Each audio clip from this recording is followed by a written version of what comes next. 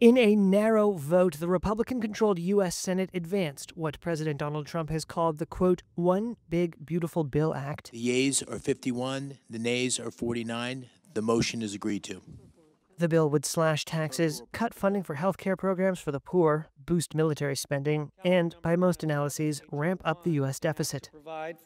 The measure passed in a marathon session on Saturday, meaning it next advances to debate on the Senate floor. Republicans are using a legislative maneuver to bypass the Senate's 60-vote threshold to advance most legislation in the 100-member chamber. 2 Republicans joined 47 Democrats in opposing the 940-page megabill, but it was not enough to halt the measure's march toward what could be a final vote this week. Democrats say the bill's tax cuts would disproportionately benefit the wealthy at the expense of social programs for lower-income Americans.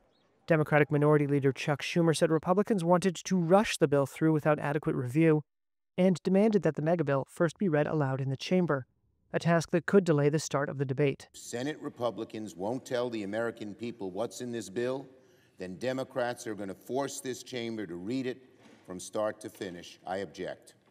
The measure would extend the 2017 tax cuts that were Trump's main legislative achievement during his first term as president. It would cut other taxes and boost spending on the military and border security. The U.S. already spends more than it takes in from tax revenues, making up the difference by borrowing. The nonpartisan Joint Tax Committee released an analysis projecting that the Senate bill's tax provisions would further reduce government revenue by $4.5 trillion over the next decade, increasing the more than $36 trillion U.S. government debt. The White House this month said the legislation would reduce the annual deficit by $1.4 trillion.